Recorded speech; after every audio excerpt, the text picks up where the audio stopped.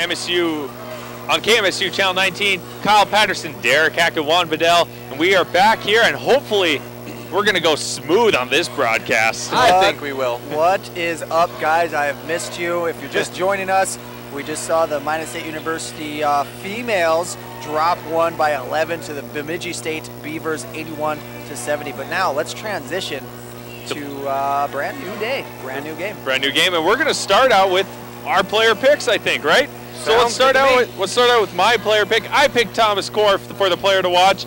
You know, he's a perimeter player, as he has 3 points. It's crazy. He has shot over 100 3-point attempts. Granted, he's only made 30-some, but still, 3-point land, when he's on fire, he is on fire. He's a minute man. He's got minutes logged. He's averaging 26, almost 26, 27 minutes a game, and he plays a lot. He's a good offensive player. His defense is good, and guess what? He's Mr. Basketball. I lived in the dorms with him for a year, and all he did was dribble a basketball, basketball, and so after that, all basketball for Thomas Korf. Well, then let's move on to my pick of the game, and it's going to be the senior forward, Josh Johnson. This guy has had to pick up some slack when Calvin Frazier went down with an injury, and he's here to clean the windows. That man is trying to get 5.2 rebounds per contest, and he's keeping the Beavers in the game in this late season. First year under head coach Matt Merkin. He's seeing double. This man is hitting double digits, getting double doubles constantly. He's always active, whether it's on the offensive side or the defensive side. Also, he's seen increased minutes. Playing down low with Calvin Frazier gone, he's seen a lot more action. And let's take a look at Mariah Zabak. She has something to say. All right, thanks, guys. Hi, my name is Mariah. I'm going to be reporting for this game tonight. We have a couple really cool interviews set up for you guys. The first game, the girls lost, but the guys are hoping to take a victory tonight. So back up to you guys. Thanks. Hey, thanks, Mariah Zabak. Hey, Juan, I think we have a pick for you as well. I think we're going to have national anthem really quick, though, but if Juan can do the pick really quick. Juan, I know he picked up Dominic McDonald. I picked up Dominic McDonald. I think he's the point guard, the main point guard. He sets the tone for the team. He's one of the most explosive players on the field. His first dribble is absolutely explosive. Expect him to take many, many baskets to the hoop. Other than that, he's very versatile, and he's a leader on the court. All right, we're going to have the national anthem after the NSIC Creed, of course. So that's our players of the game for us, and don't forget, we're going to have the Spicy Pie. Thank you for the broadcast tonight. We have the Spicy Pie halftime show, and don't forget the Spicy Pie post-game show for this men's basketball game. Thank you, Spicy Pie. And real quick, since we have some time, Dominic McDonald, he is leading the team in assists at 74. He's also leading the team at steals at 27 and minutes played at 600. Oh, holy crap. He really does set the tone for that offense. Always very, very, very intense. National anthem time. We'll be back right after national anthem. All right, we're back here on KMSU, and that was a wonderful national anthem, and we're going to get ready here to roll. We still have starting lineups here, but I think we can get some post-game, pre-game show stuff going on here yet. Yeah, let's take a look at what we have going on for the Minots tonight. As we're doing opening lineups here, first-year head coach Matt Merkin has an interesting squad formed here with Dominic McDonald taking the guard spot. Juan's pick to be the player of the day. And then we're looking at a guard, 6-foot guard, E.J. Williams starting at for Minot State. They're going to counter with, well, they got a few guards on the other side. You got Dermaine Crockwell as a 6'1 senior guard. You can't forget Lance Rogstad, a senior at 6'3 guard forward. Looking at Minot State, also number 10, Adam Randall, sophomore, 6'3 forward. But there's out of Steele, North Dakota, sort of a local boy here with Adam Randall. But then you got the Minnesota boy from St. Cloud, Thomas Korf, also a sophomore at 6'4, my player of the game, I guess. And then Josh Johnson, the tall guy on the Minot State roster at 6'5 forward, wearing number 24. Not as local with Josh Johnson from Lufkin, Texas. Here's a peek at what we have for the starting lineups, and quite frankly, what Minot State lacks in size, they've definitely developed some chemistry. When they first began the year under first-year head coach Matt Merkin, who sort of had a late start to the season, they seemed like they were just 5 guys playing for 5 guys. Now they've kind of come to a team. Matt Merkin, first year as Minot State coach. He's coached 2 years at Jamestown. That scared me again. They got people coming off the bench doing great. Enrique's hitting threes, doing really good as that 6th man. They're going to have to look for him, and they're going to have to look at the depth of their bench, I think, to pull through in this game. They will have to look to probably about 9 players deep, and Anthony Enriquez is definitely one of the most successful. He opens the game up. He could shoot in transition. That's where they use him most. He doesn't look like much, but that little guy puts up a fight. Yep, and a lot of times the Minot State men has been coming out flat the last couple of games. We look for Enriquez to come in off the bench, normally to create that spark. Normally he hits a couple long balls in a row to kind of get the offense rolling on a good roll. Dominique McDonald is another person that is very commonly takes him out of that beginning of the game whoa that seems to be a problem or that happens consistently over each game. Slow starts, comes roaring back is how the Minot State men come. If they can get on a good strong start, it's going to be tough for the Bemidji State Beavers to come back and match up. Minot State still searching for an identity here. Like we said, Matt Merkin, first-year head coach. A lot of these guys he didn't bring in, but he's known to get some recruits. 2 years when he came from Jamestown College, he had 2 years in a row that he had the NAIA Freshman of the Year playing for him. So he knows how to recruit. It should be interesting to see how these guys have developed a relationship with Matt Merkin, along with the guys he brings in. They sure have, and it must be a good situation. I mean, to come in with such a team, to have the success they've had, especially on the road, you have to be, your coach. You look to the coach for that improvement. All right, here we go. We have the tip-off. Go straight to the Bemidji Beavers and fight for it underneath, and it's going to go still Bemidji's way. So with that, we have started a new game, and if Minot State, during the luncheon today, if they win this game, this is the most important game on their schedule right now,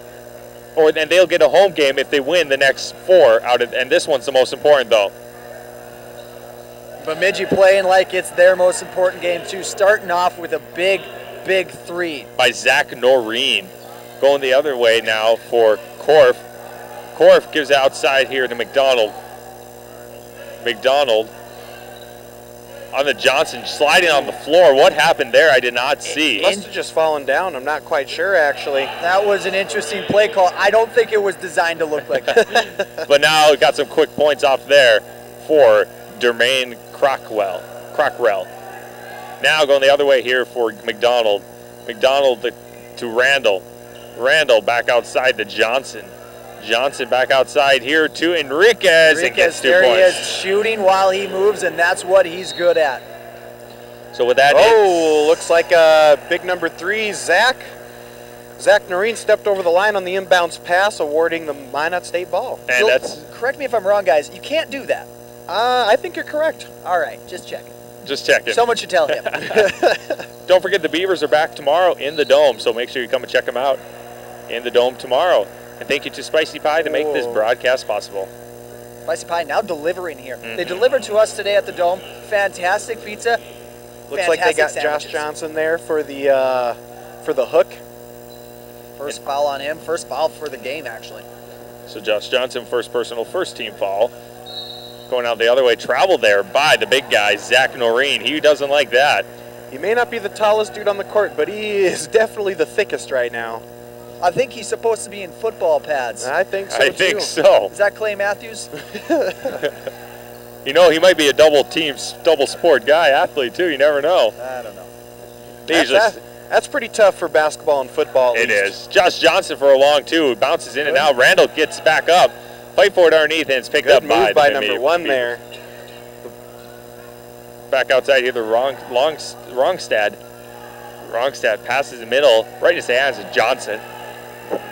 Yeah, you're going to have to update us on the names. You have that the roster in front of you. Beautiful pass by McDonald. And And there, get some points there. I didn't see. Who scored the points there? Korf. Korf. All right.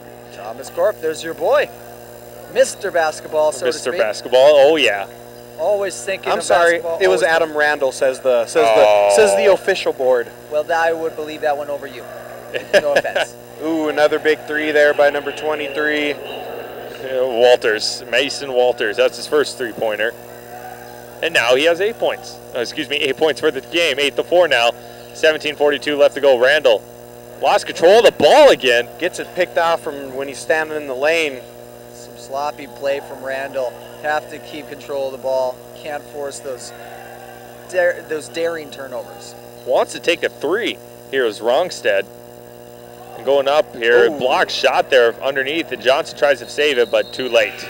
Josh Johnson's showing his size down there on the block, just kind of waiting there until he shoots it and then swatting it away. Baseline pass coming up here for the Bemidji Beavers. Going out top of the key now here, the Rongstead. And it looks like number 23 is holding people, not letting them get past the screen. Mason Walters. 8-4. 17-16 left to go. Beavers control the ball. Well, every Beaver controls the ball, I guess.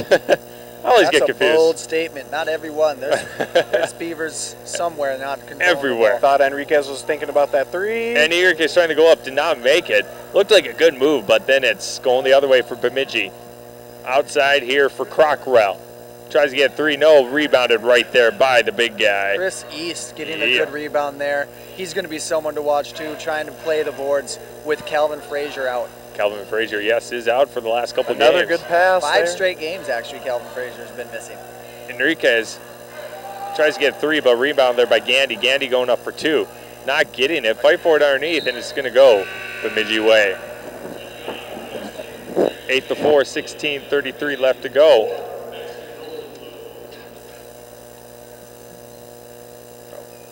McDonald, excuse me, was the last one that made it. Tried to attempt a three-point. I wasn't going to say anything. You could have said something. Oh, well. We've been picking on you all game. We'll leave you alone. There's Gandy. Gandy checking in now. There's your boy, Kyle. There's my boy. He's looking to check into the game first. Now, going the other way now, actually, for the Bemidji Beavers. It's going to be Rongstead trying to get it out. Between the legs. Yeah. That's not good. Well, that also doesn't work for you. Between the legs of Jason Edwards down on the side of the court for Minot State ball. Matt Merkin, I still think he looks like Hawkeye from the Avengers. I'm sorry. I accept your apology and don't agree. I'll Photoshop it. Now we're going outside Enriquez. Enriquez here to Randall. Randall here with E.J. Williams. Williams to Enriquez, top of the key. Bounce pass underneath the East. East going up for a jump shot for two, off the mark, easily into the hands of Jason Edwards. Fight for it as he's trying to get underneath, back outside here. Going up to the big guy is Maxi Rosenblum, and he was fouled on the way up. 8-4, 15:42 left to go. Foul was on. That one was pretty close to charge. It looked like E.J. Williams had his heels on the charge circle. So automatically it's a foul. Maxi Rosenblum is going to come up here for some free throws. Shot up, and he makes, did he make that one? Don't think so. I don't think so. 15:42 left here to go.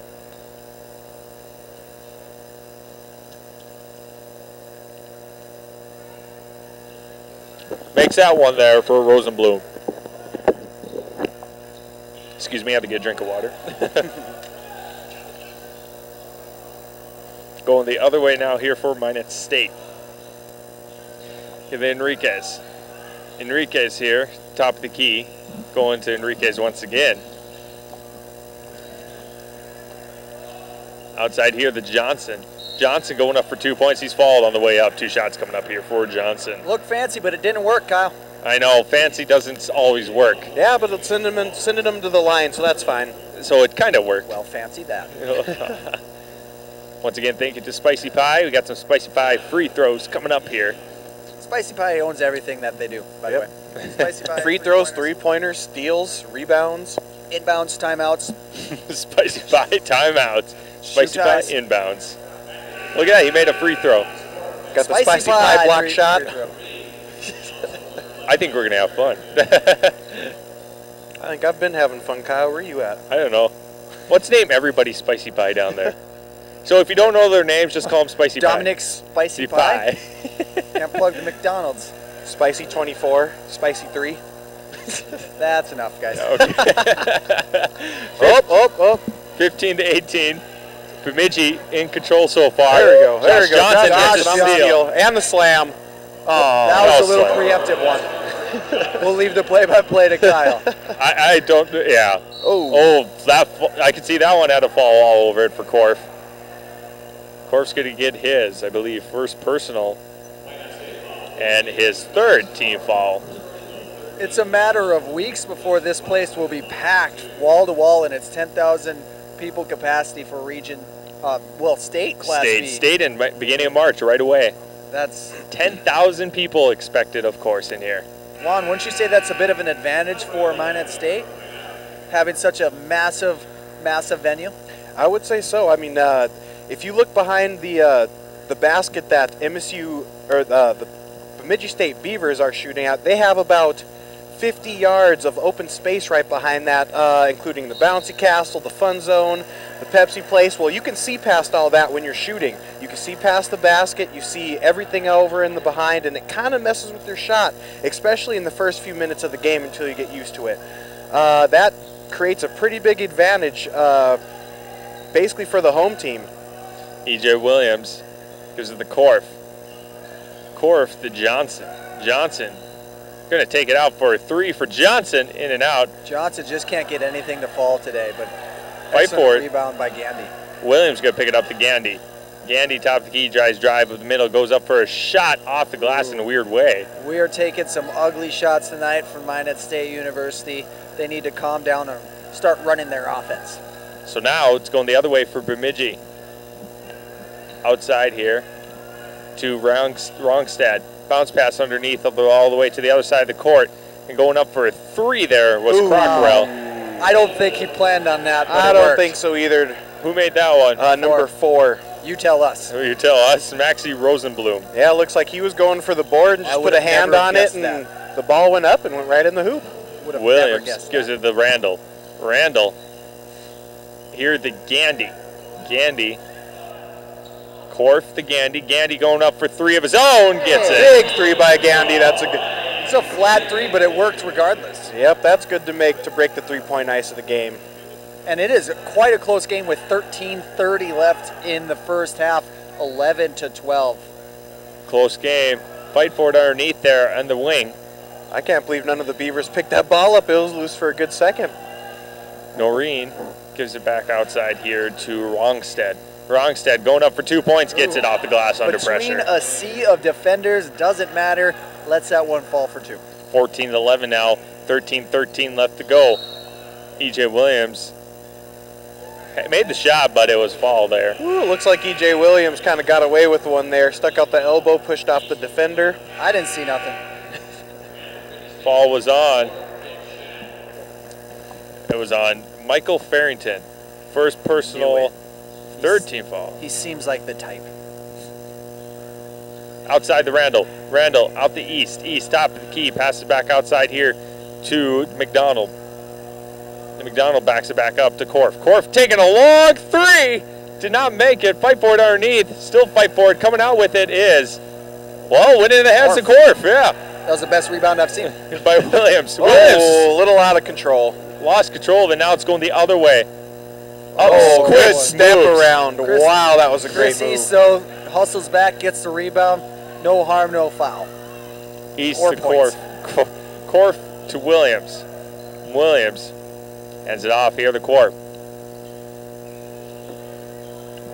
To Randall here to McDonald. McDonald took one step, gives out to Randall. Randall for his own three. And another they count at 2. And another assist for McDonald. That's the North Dakota boy from Steele, 6'3", number 10, Adam Randall. Former Mr. Basketball. He played in state tournament versus Berthold, and I remember that year. It was between the Yale brothers and Randall. Oh, I'm sure they've... that was a good game. Oh, yeah, I'm sure it was. That game decided state because it was in the first round, and they needed whoever won that game was going to the state championship. Yeah, see, I kind of see... I wish a state championship would be a little different, because sometimes you do get a little limited by the bracket you get. It's already preset. Yeah, yeah.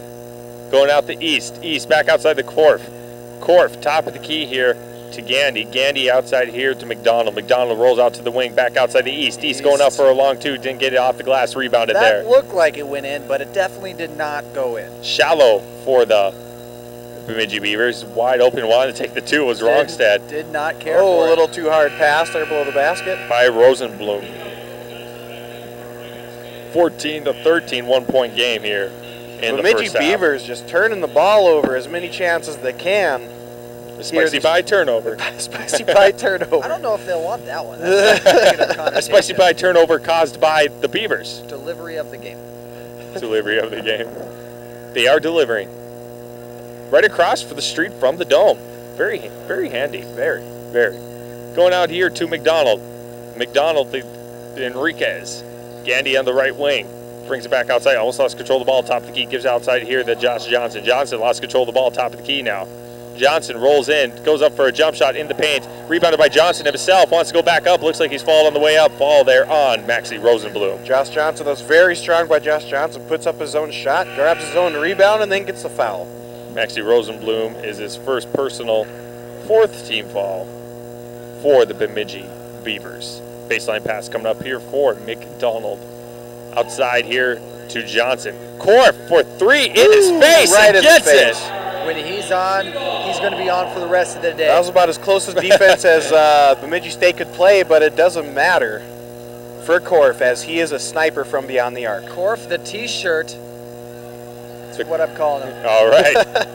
The franchise, now you got the T-shirt. Don't forget about the hyphen. And there's a three-point of their own for Daniel Crockrell. So now it's 17-16, 1 point lead going the other way now for the Bemidji Beavers. Halfway through the first, it's tight.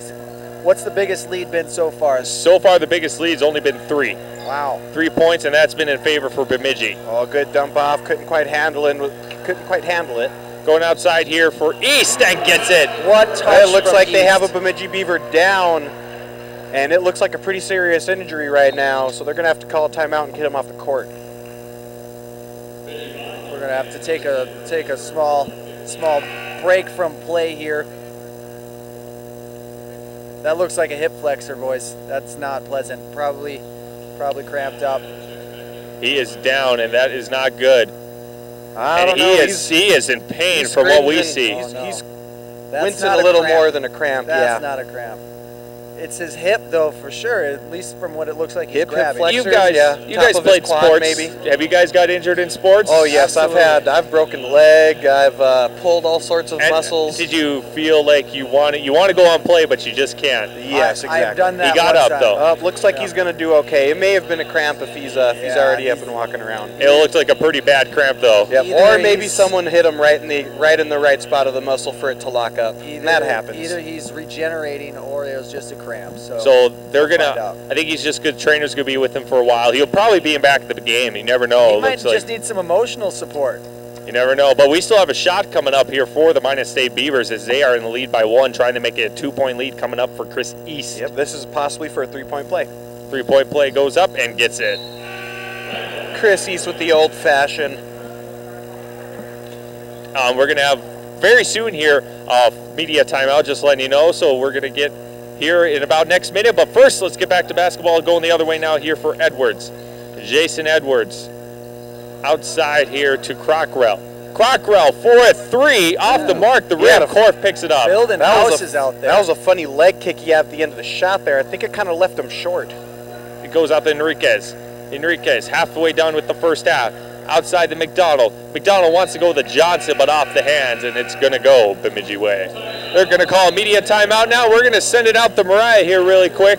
And once again, so it's 9:51 left to go here in the half. Real tight. I mean, this is the first time the Beavers have had the lead all game, if I'm not mistaken, 19-17 with 9:51 to go.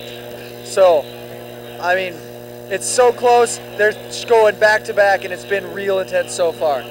All right, so we're going to send it out down to Mariah. All right, thanks, guys. I'm here with Steven Swenson, Assistant Athletic Director of Compliance here at Minot State University. Thanks for being with us today, Steven. Sure thing.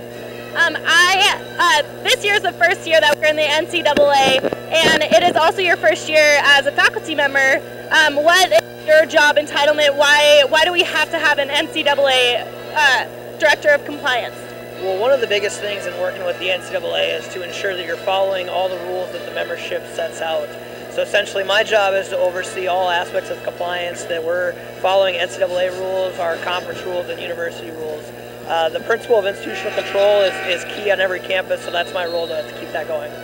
Okay, and you're also an advisor to the Student Athlete Advisory Committee. It's a group of student athletes that just get together to get their voices heard. Do you guys have any events going on for the student athletes here at Minot State? Yeah, we actually just completed events called it's a Slam Dunk Don't Try Drunk event.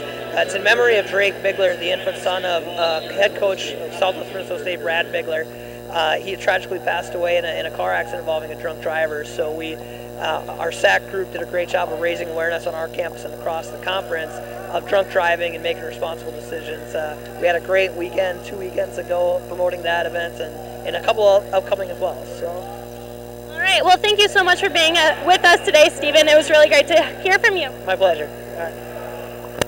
All right, thank you, Mariah. Very good interview right there. Going out the core. If you just missed some points there by Crockrell.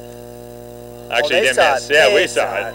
And look at that, 2 points by Anthony Enriquez. He has 4 points on the game so far.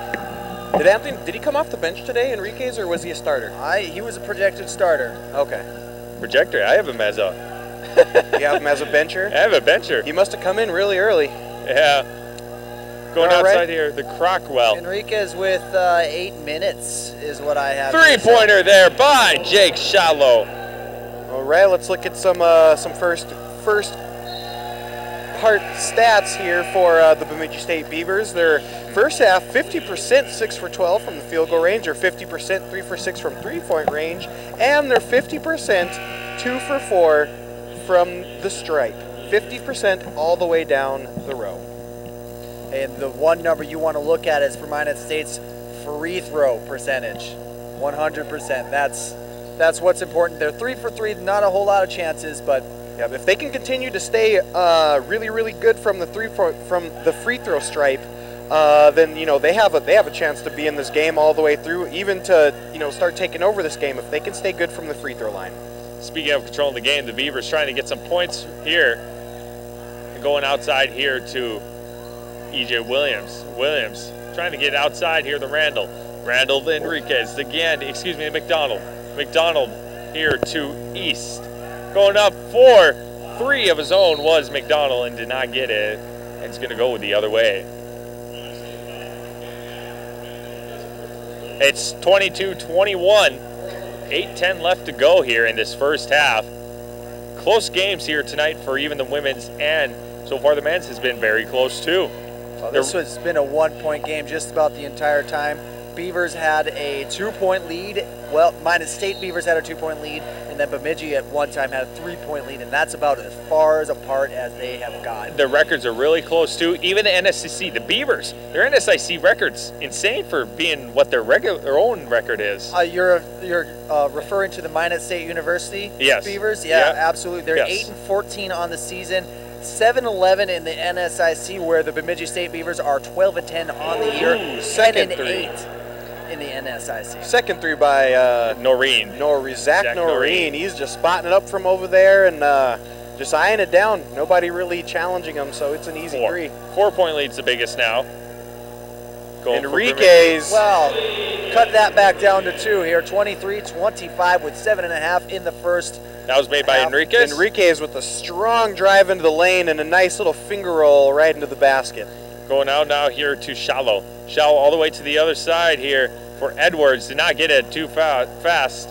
Goes out to Noreen. Noreen the Shallow. Underneath here the big guy, Rongstad.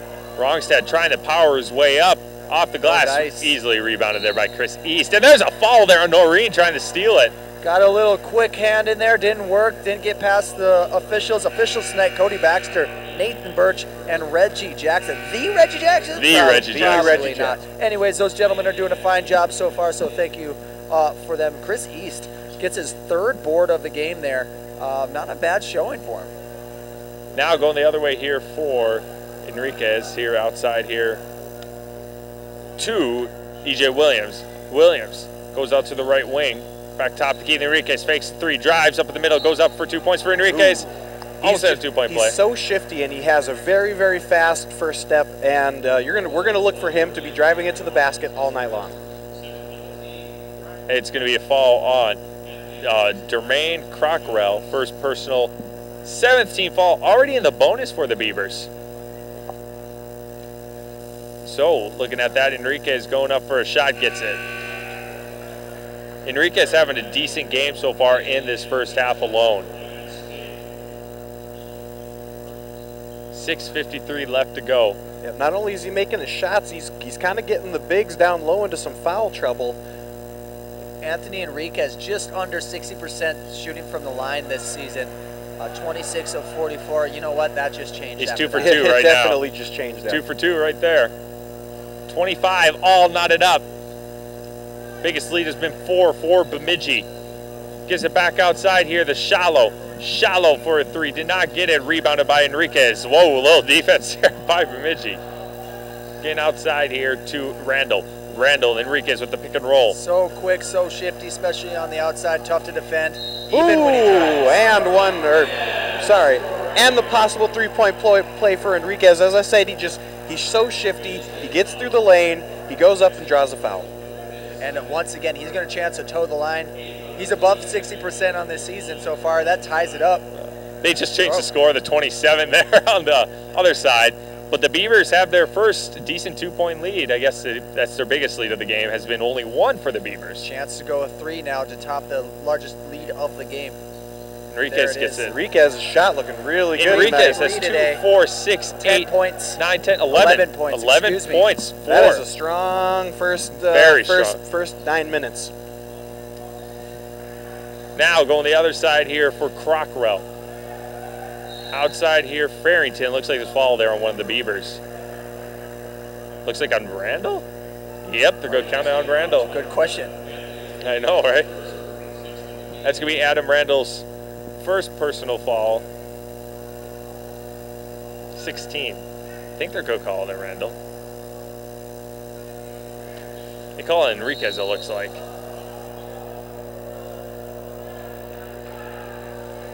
So 3-point lead for the Beavers. Looked like they might have got Enriquez again for another foul.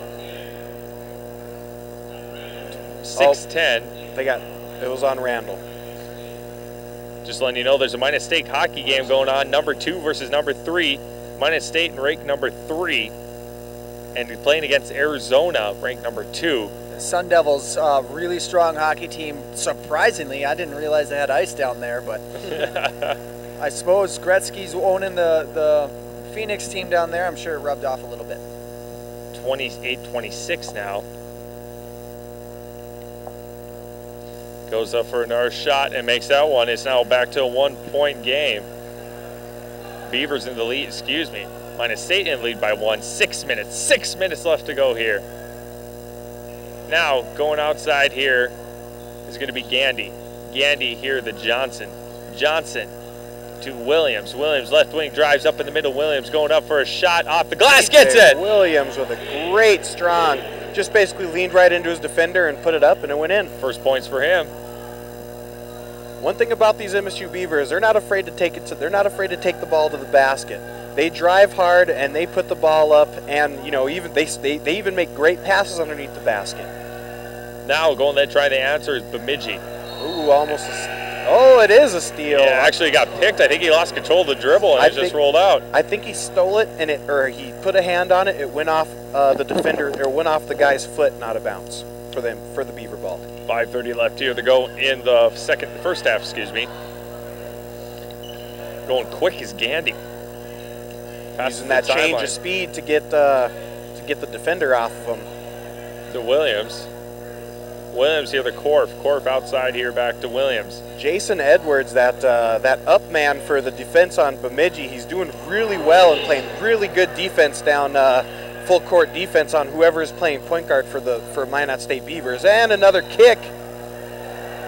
Going Minot State's way. Going Minot State's way. Turnovers by Bemidji on their own turnovers. They're having a turnover problem. This is the largest lead right now, but it's by the Beavers by 5 points. Couldn't have said it better myself. You could have probably. I doubt it. I doubt it. And look, if we look at the stat line, the Minot State Beavers anyways, are really spreading the ball around, really equal. The highest scorer on the team is Chris East with 5 points. Everyone else falling in line with 3 to 2. EJ Williams did not like that call. Looks like it got kicked out by a Bemidji Beaver. I think Enrique he's got 11, I think. On the floor, Chris East. I don't know what we're talking about. Am I supposed to listen to you guys when I do play-by-play? No. Where are you? Now going the other way, here's Crockwell. Outside here, the Noreen. Noreen gives it back out to Edwards. Edwards trying to go up. And the offensive charge. And it's going to go the Minot State Beavers' way. Corf stepping up and letting take it right to him, drawing the charge. 32-27. Foul there was on Jason Edwards. It's going to be a second personal, 9th team foul. So now we're going the other way here for EJ Williams. EJ Williams gives outside here the Corf. Corf. The East. East going up for a shot. Did not get it. Rebounded though by Wrongstead. Getting the Yale out there now. Yep. One of the Yales. Berthold native there. Matt Yale, number 33, playing some strong D on the perimeter. Crockwell here outside the Wrongstead. And he's getting some playing time kind of early here, it looks 76 minutes coming into this game, scoring 21 points in those, so his time's increasing. He's only a sophomore, so really long. Oh, right off the top of the key, but that won't matter. Fight for it underneath, picked up by Yale. Yale going the other way now here for Williams. Williams for the Beavers. They control a 5-point lead, kind of scoreless in the next 2 minutes. Whoop. A little close there, but going up for a move. Got it. Holy. Avoids the 2 at the top, has a beautiful step through, and an awesome reverse layup right at the underneath the basket. We better call the sports medicine people over. I think some ankles just got broken. I think so. That's a spicy pie ankle breaker right there. Some of that and some egos got shattered as well. Going outside now here for Shallow, did not make it. Almost rebounded. It is rebounded there by EJ Williams. Bemidji's threes is not going their way here in this second half of the first half. Oh, and then a long three from the top of the key. Hey, if we scratch the women's game out, it's Minot State Day here. MSU leading this one by 10 points, and after one period of the hockey game, Minot State's leading number 2 Arizona Sun Devils 2-0. Wow. 2-0 at the end of the first. Ranked teams are battling. Big game for all of these red teams. Out over these there. Are all mattered, and as do most games at this point in the season. Crockwell makes the 2 points right there. And now it's 37-29, back to an 8-point lead for the Beavers. Looks like they're going to call a foul there on one of the Bemidji. Jason Edwards, I think that foul was on. Beavers. Or is it Michael Farrington? Yep, Michael Farrington. That's going to be the 10th, so double bonus now for the Beavers. Minot State Beavers.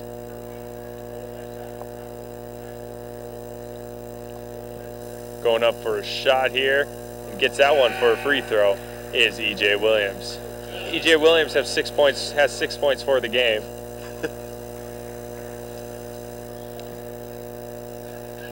.220 left here to go.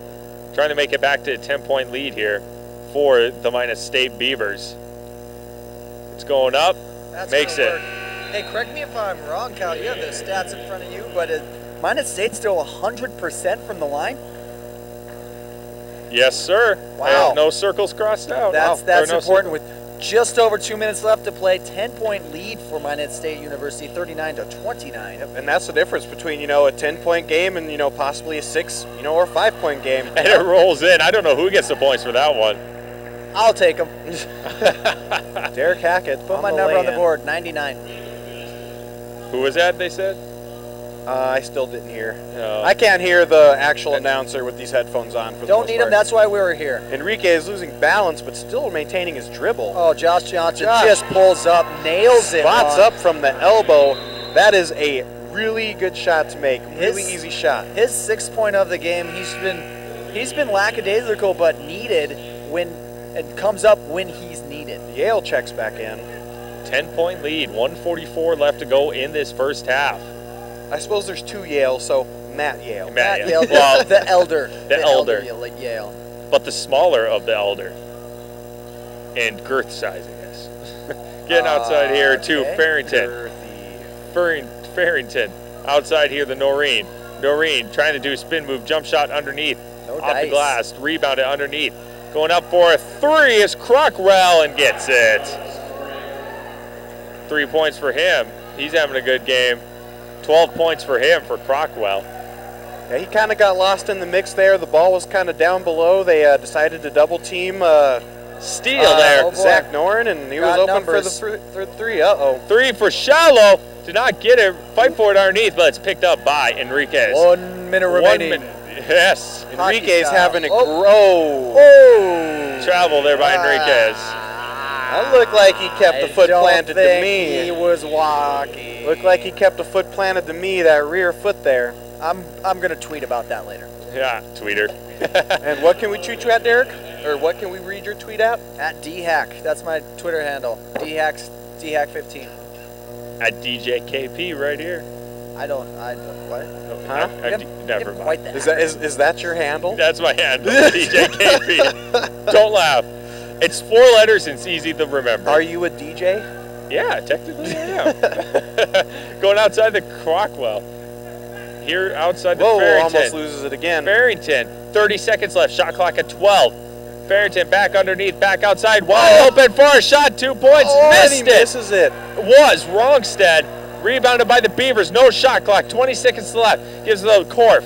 Korf going to hand it off here to McDonald. McDonald trying to hold the ball for the last 14 seconds. No shot clock.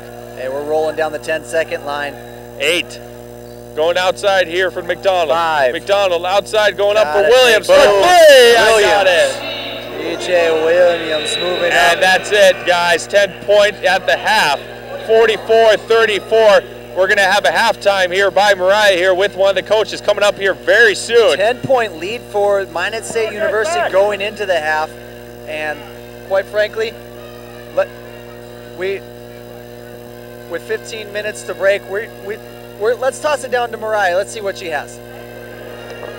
All right, hi. Today I have Coach Matt Merkin here with us. Thank you so much for being with us, Coach. The score, you guys are up by 10 right now. How are you feeling? You know, we played pretty well offensively. We have to rebound a little bit better and clean a few things up on the defensive end. Overall, I like our effort. We just have to play a little smarter. You know, I think that we had a nice run there when we got a little tired and they got a little tired and we were a little tougher at that point in time. It's going to be 20 hard minutes of basketball. We got to keep executing. Okay, so what are you going to go into the locker room and tell your team right now? What do you have to do to get prepared for the next half? Number one, we've got to just keep getting great shots. Most of the shots we've had have been wide open. We've got to continue to do that. Defensively, we have to clean up our ball screen defense. They had a few open looks, and we're lucky they missed. We've got to be better on that end. All right, thank you so much for being with us today, Coach Matt. Good luck in the next half. Thanks. Thank you. All right, back to you guys. Thank you. All right, thank you, Mariah. Coach, he still has to fix some stuff, he says, in the locker room. Well, it seems like everything's fallen into place, but if you don't make adjustments at halftime and the other team does, you're going to find yourself falling behind when that final second ticks off the board. All right, Exactly. I think we're going to take a quick break. We'll have the halftime stats in about 10 minutes or so. Just letting you know, the Minot State hockey team is leading 3-1 right now against the number 2 ranked team. So 3-1 in the second. So it's a good game over here, good game here. And with that, we're going to just let it go, and we'll be back here in about... Give us about 10 minutes. 10 minutes. 10 minutes we'll be back here on KMSU Channel 19. Welcome back here on KMSU Channel 19. The Minot State men are leaving against the Bemidji Beavers 44-34 right now here at the MSU Dome. And guess what? The Beavers are leading 3-1 right now in the hockey over in the Mesa Arena. But we're going to have some halftime stats roll up here on the board, and Derek and Juan are going to take it away. All right, I'll take it with the Bemidji State Beavers right now. We got Mason Walters with 6, Jermaine Cockrell with 12, Lance Rongstead with 5, Zach Noreen with 6, Maxie Rosenblum with 3, and Jake Shallow with 2. Looking at the percentages for the first half, we got 48%, shooting 12 for 25 of field goals, 46.2%, 6 of 13 from the three-point range, and 66.7 for assists from the charity stripe. Derek, what do we got for our Beavers? Why don't we look at the most important number up on the screen right now? It's the one with 3 digits on it. 100% from the line for the Beavers from Minot State. 8-8 from the charity strike, and that is probably going to be the difference maker if they can continue that consistency. Other than that, 55% from the field, significantly better than Bemidji State's, but out-rebounded them almost twice the rebounds than Bemidji State at the moment. Not sharing the ball as well, but that's sort of a push. And turnovers are a little bit higher. This is about exactly the spot where the women were at the end of the game last game. Looks like Bemidji State has 11 turnovers, and Minot State actually has 10. Let's take a look at this. 46.2% free throw shooting by Bemidji State. I thought it was going to be a lot less than that because they've been getting really good open shots here, especially at the end of that half. They were just not able to knock those open shots down, and I don't really know to attribute that besides maybe the big venue. I mean, they came out hot and then they cooled down there right at the halftime to allow Minot State to take that 10-point lead. Minot State really tightened up the defense, so to speak, and right before the half, E.J. Williams just coming on late, scoring 11 points in the half, tied with Anthony Enriquez for the leading scorers on the Beaver side of the ball. Of course, it comes down to discipline. Bemidji State got into double bonus foul trouble, but and speaking of, let's go talk to Mariah. Mariah, what do you have for us? What do you call it?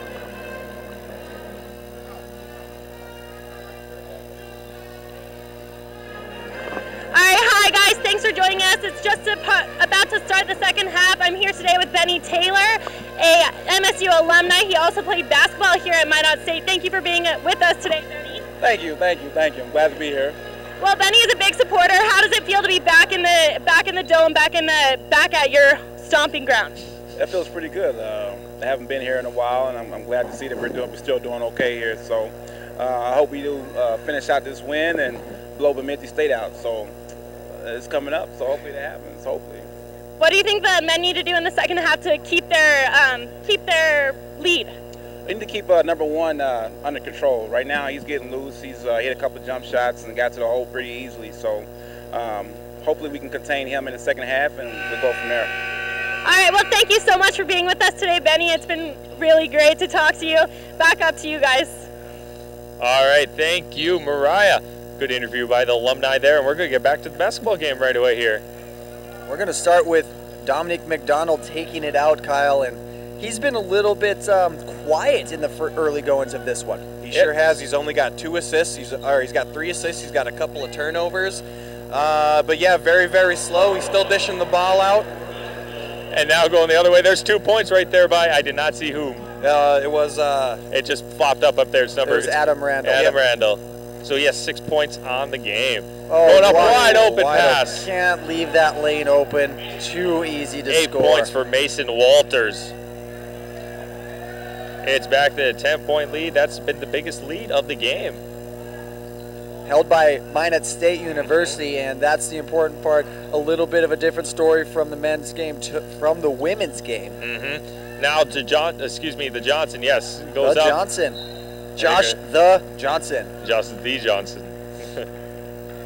So it's 46-36. Minot State. Let's see what happens here when they come in the half.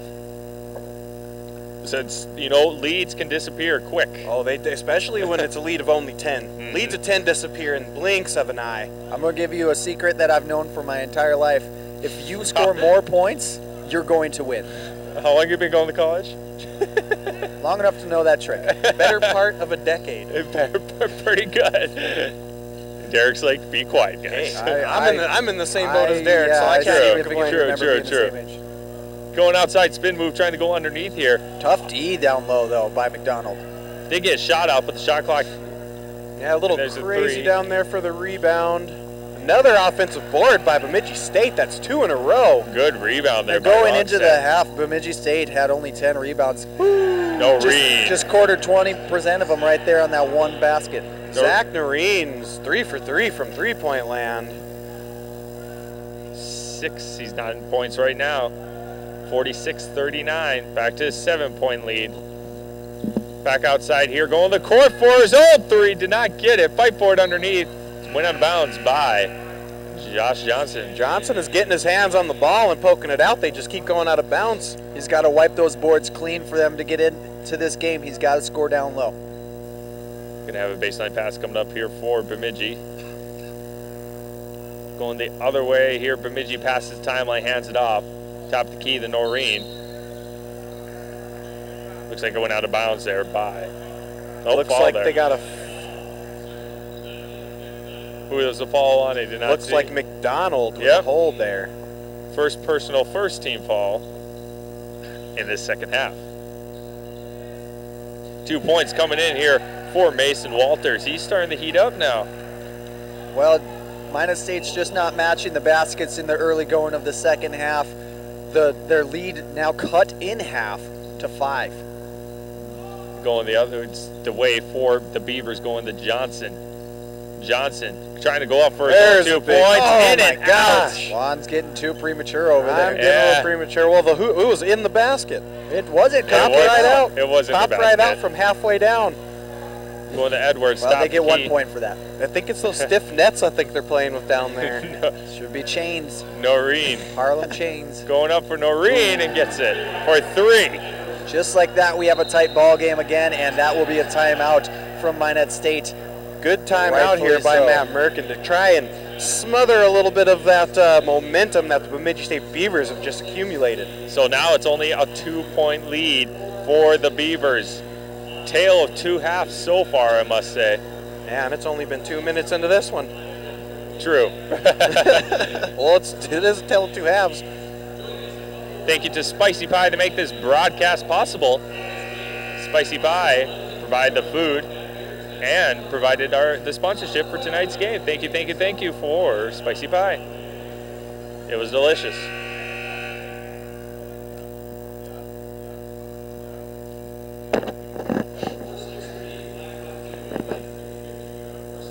Minot State takes some of their size off of the floor.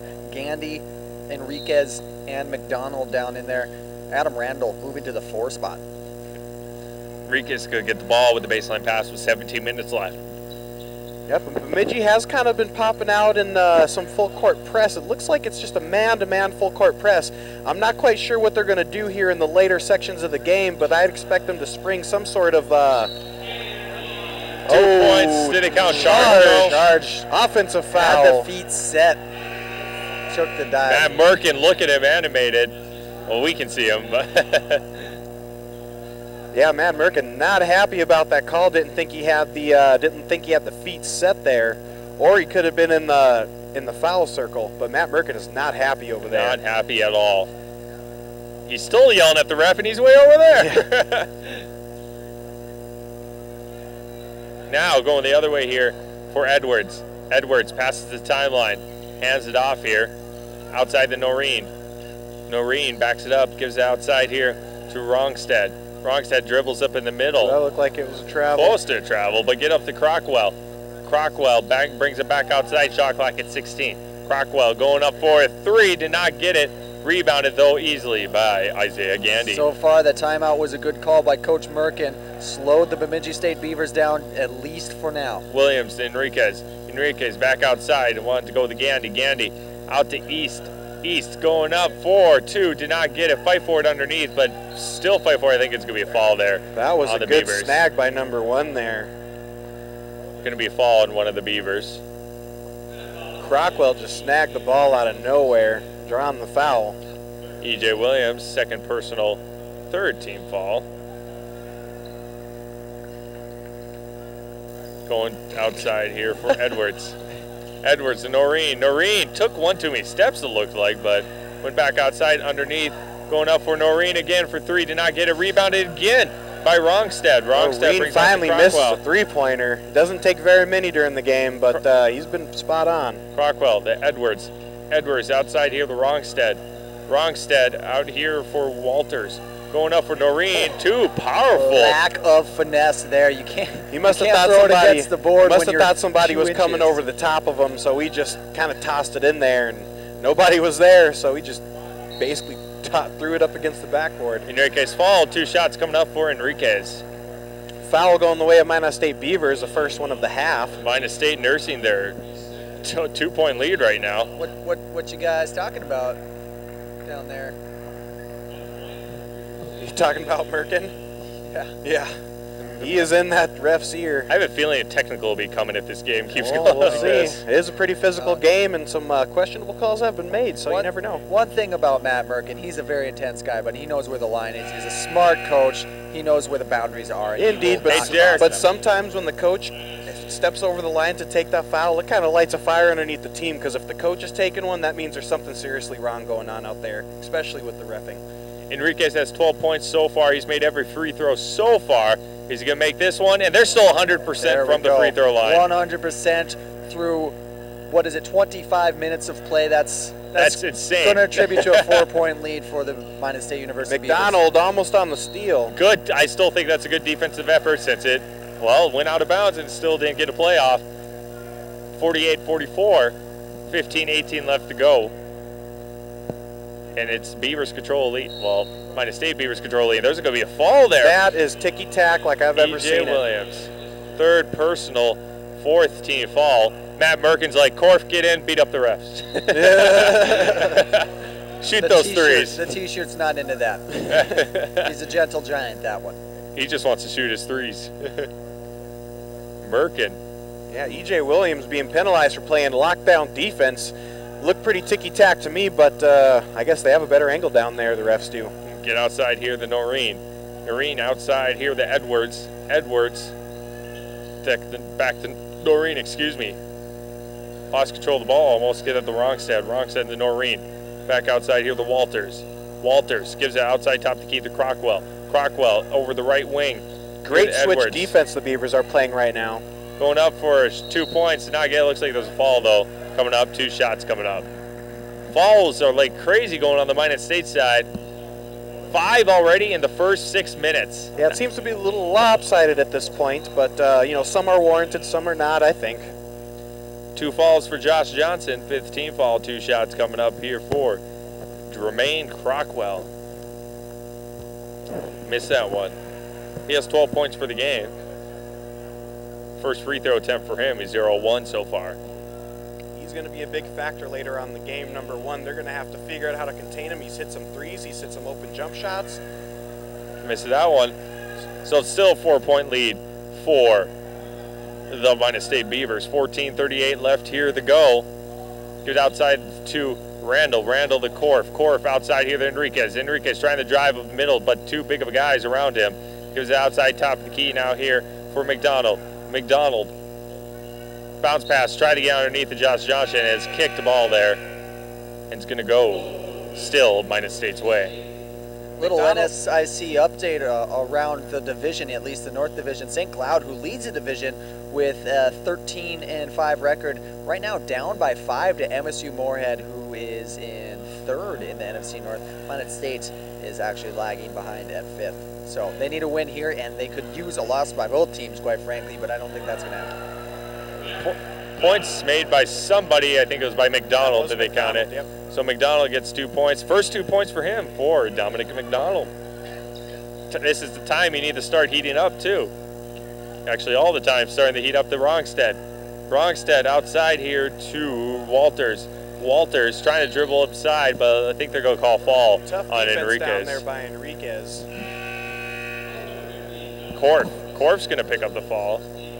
That's the second personal 16 foul. Already 6 compared to 6 to 1 falls already. And they're keeping, Bemidji State's keeping Minot State off the line because, well, so far they can't miss. Yeah, when but you're, right when you're now, 10 for 10, you got to keep them off the line. 50 to 44, 13:53 left to go. Gives it outside the top of the key here to Crockwell. Crockwell outside here to Wrongstead. Wrongstead on Korf. Out to Walters. Walters rolls out to the left for Wrongstead for 3 and got it. Good wide extra open pass there in by, the corner. Good extra pass there by the Bemidji Beavers. They had an open shot. They moved it one more for an even more open shot, and they knocked it down. Wrongstead has 8 points. It's now a 3-point lead for the Minot State Beavers. Josh Johnson under pressure gives outside to Enriquez. Enriquez gives the Korf. Korf under pressure by Wrongstead. Gives to Johnson. Johnson powering his way through, going up for 2 points and gets it. Good fadeaway shot there by Josh Johnson. He has 6 points on the game for puts him at 8, his first actually. points of the half. Yes. 52-47 back to a 5-point lead, trying to cut that lead. Ooh, that was getting close to some falls and travel in there. And some stuff. Walters. Walters outside to Crockwell. Crockwell top of the key, going up for 3. Did not make it. Rebounded easily, though, by Walters. Walters going up for 2 and gets it. Had a pretty clean lane to the hoop there. It's hard to defend that when you got a little bit out of. It's also hard to grab these long rebounds that the Bemidji State Beavers are producing. I mean, they're throwing bricks up there and getting the really long offensive rebounds. Those are tough ones to get on by a defense. Really is limited arc on their 3-point shots, and that kind of attests to their below 50% shooting average. But when you get offensive rebounds, Enriquez for 3. Enriquez for 3 from the elbow. Looking at the Bemidji Beaver side, so far Mason Walters has 6 points in this half, 12 points total. He's a lead scorer in the half for Bemidji is Walters. Enriquez though, 16 points so far. He's woken up in the last 2 minutes of gameplay. 2 points there by, they're going to count it on Crockwell. That's his first points of the first half. 14 points for Jermaine Crockwell going outside the east. East spin move underneath, but I think he kind of blocked that was on a ticky-tack Bemidji. one, looked like to me too. Who was it on? Bemidji? Yes. Yes, so second personal. That foul was on Lance Wrongstead. First personal, second team foul. Just ticky-tack fouls all day by these refs on the floor. 4-point game with just under 12 minutes remaining. I have a feeling we're in for a tight one tonight. I agree. 11:44 left to go. Baseline pass coming up here for the Beavers outside the McDonald. McDonald, Randall, top of the key to Enriquez. Enriquez under pressure, brings it out to Randall. Randall outside here to Gandy. Gandy, top of the key to Enriquez. Enriquez trying to go up, lost control of the ball, fight for it underneath, rolling out, picked up by the Bemidji Beavers by Wrongstead. Wrongstead gives it back outside to Shallow. Shallow going to bring it back outside and let Sell down for Farrington. 55-51, 4-point lead for the Minot State Beavers. Gives it underneath, wide open for 2 points. There's Lance Wrongstead. You get behind the defense and it's smooth sailing from there. So we got a 2-point lead. They're nursing a 2-point lead once again are the Minot State Beavers. Going up outside here the McDonald. And a kick. And still going to go Beavers' way. And McDonald just seems to be throwing it off people's feet all over the place. Sometimes they're calling it a kick, sometimes it's a turnover. 10:59 left to go here in this second half. A 2-point game. Brought to you by Spicy Pie. Thank you to Spicy Pie to make this broadcast possible. Get it outside here to Randall. Randall top of the key to Korf. Korf outside left side here to Gandy. Gandy gives it to Korf. Korf. A little confusion on the offense here. They have plenty of time with 13 seconds on the shot clock. Getting the play reset is McDonald. McDonald. Shot clock at 7, 6. McDonald shoots it back outside, but right into the hands there for Shallow. He was in the right place at the right time, going outside the Farrington. Wasn't a real good pass by McDonald. Looked like he just charged in a little out of control and looked for basically someone to bail him out. Nobody was there. Farrington wants to get the play off, has to get it off, goes outside here, the Rosenbaum. Once again, gets behind the defense. Game's Can't tied. defend him. You need to put a guy between him and the basket. Game is tied at 55 apiece. 10-11 left here. We have a media timeout coming up in about a minute or so, and that'll make the pace change a little bit for both teams probably. Korf for three, got it! That was as tightly defended as a defender could possibly be on that one.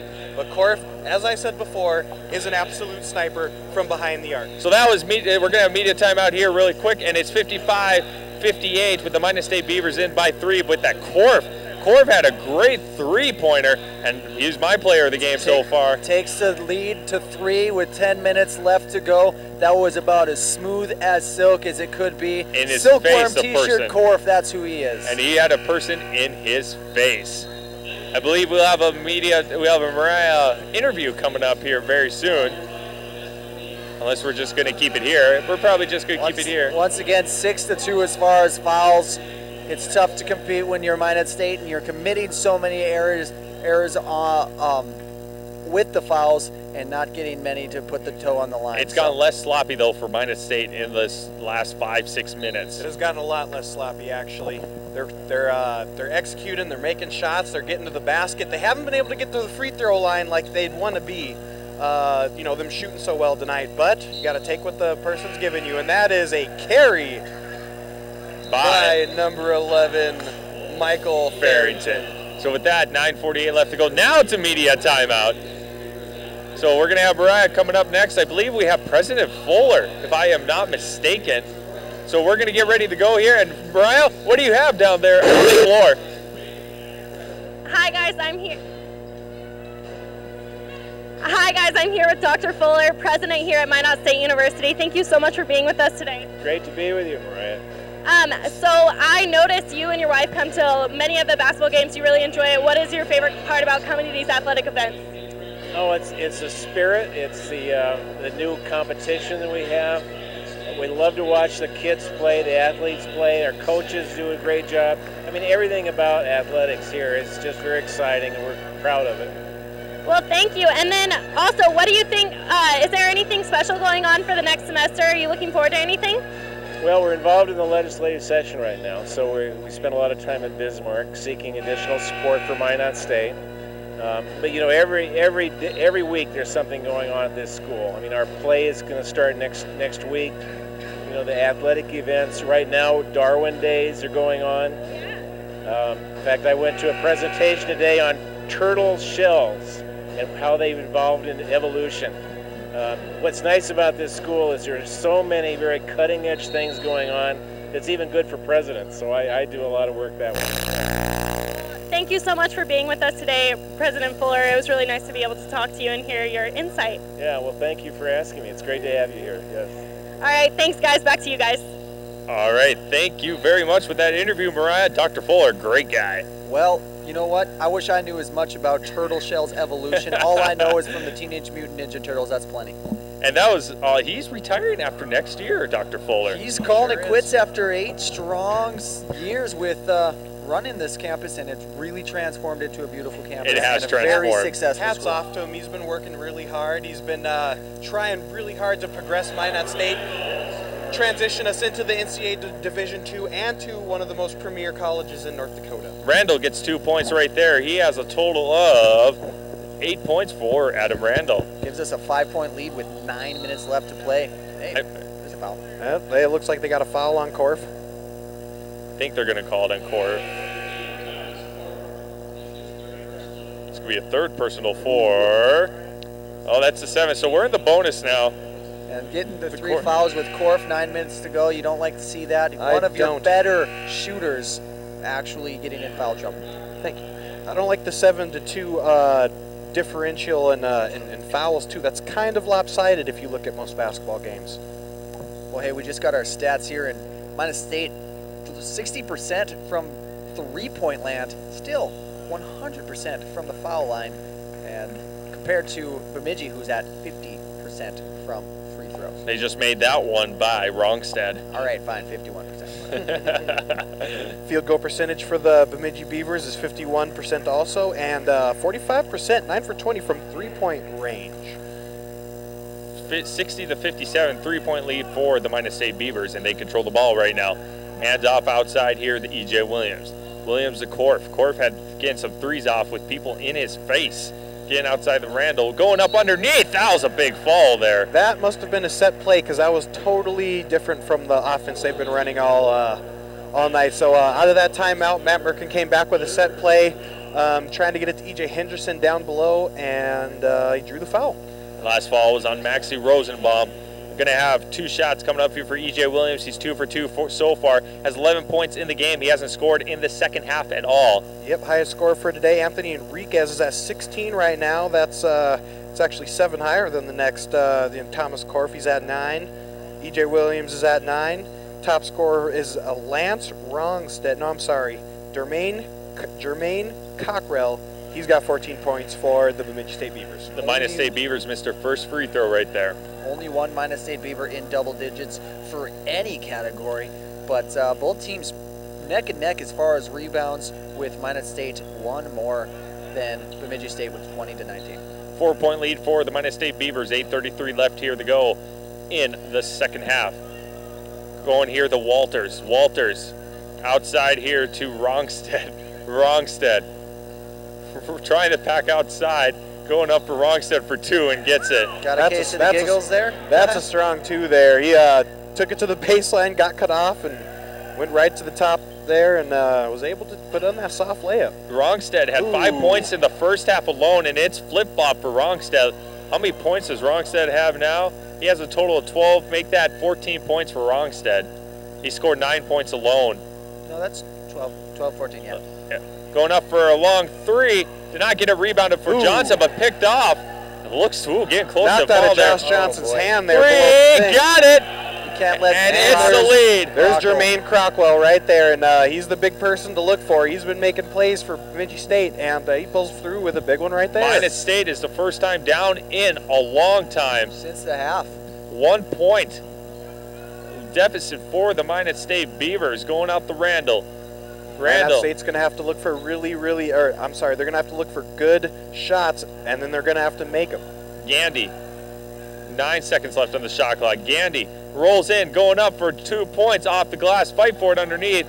Still fight underneath. Wow, shot clock resets, and it's going to be a fall there. Looks like on the Minot State Beavers. I think he touched. I think he walked on the line there. Okay, walked on the line there, so no foul, and it's going to go.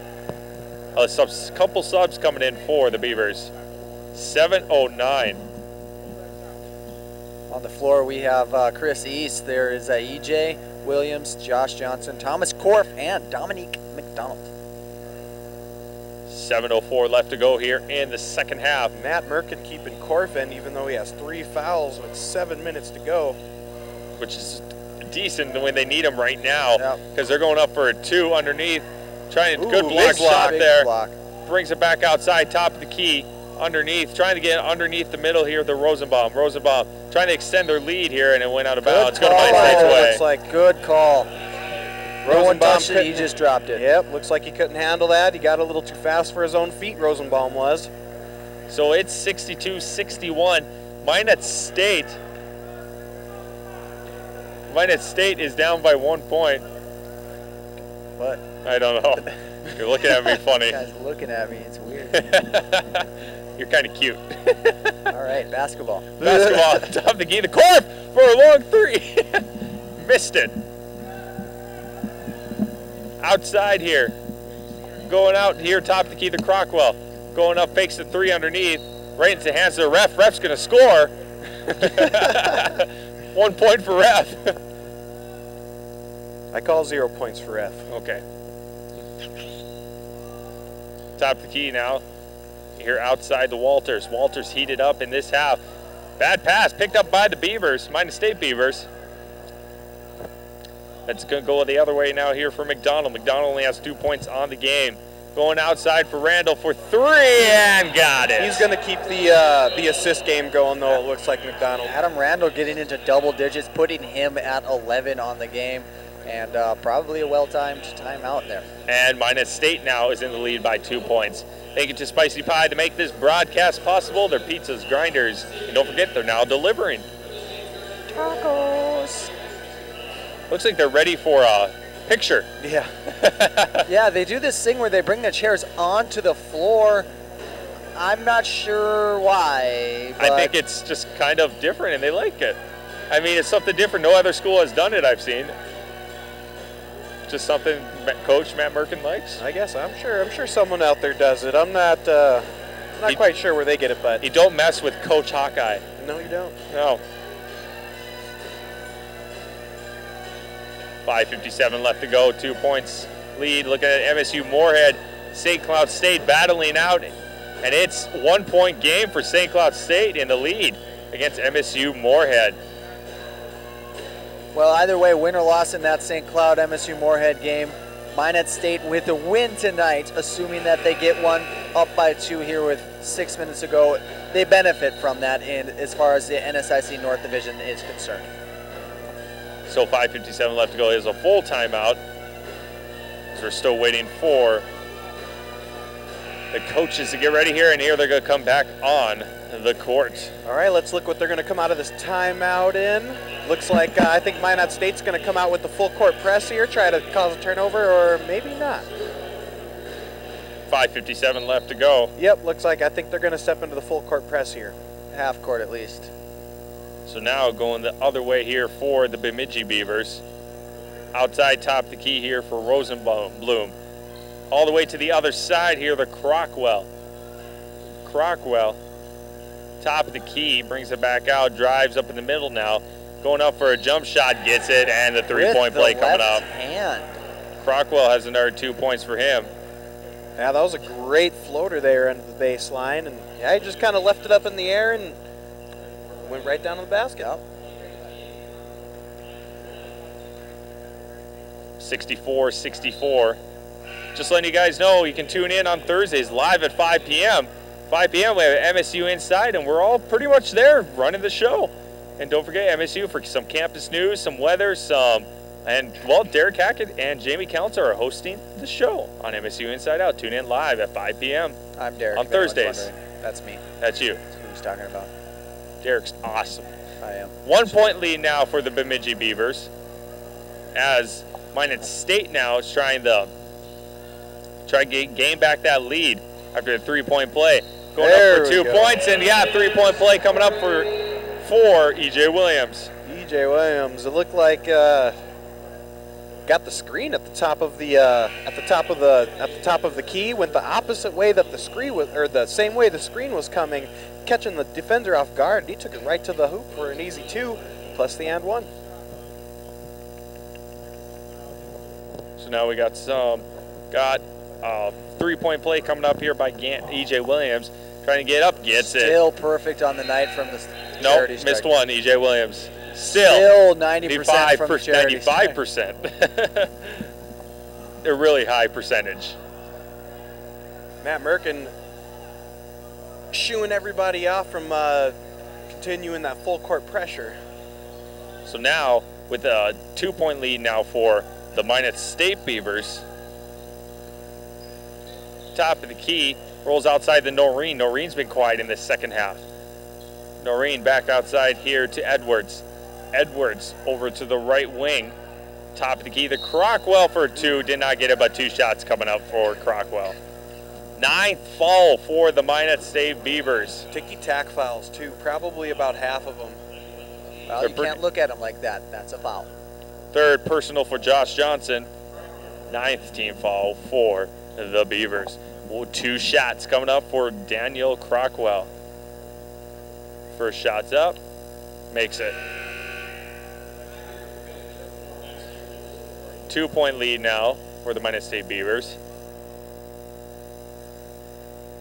16 points for Crockwell. He's looking really good here as this game wears on. He's hitting threes, and he's hitting them from the charity stripe as well. We are in the 5-minute mark, by the way, into 5 minutes left in the game.